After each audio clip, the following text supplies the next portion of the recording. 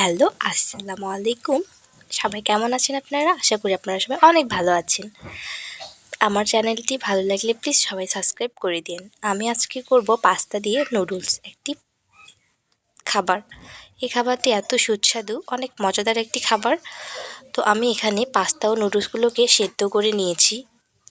এবার এগুলোর সাথে আমি অ্যাড করব পানি, যেন একটার সাথে একটা লেগে না থাকে। এবার এখানে পেঁয়াজ কুচি ও মরিচ কুচি নিয়েছি। এবার এগুলোকে একসাথে সবগুলো ভেজে নেব।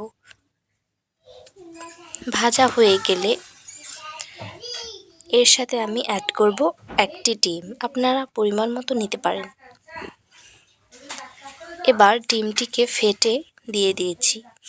এবার ডিমটি পেঁয়াজগুলোর সাথে ভালো করে মিক্সড করে নিয়ে নিয়েছি। এবার এর সাথে অ্যাড করব পাস্তা। এবার পাস্তাগুলোকে ভালো করে ভেজে নেব। ভাজা হয়ে গেলে এর সাথে পাস্তার মশলা দিয়ে দেব। হয়ে গেছে, রেডি।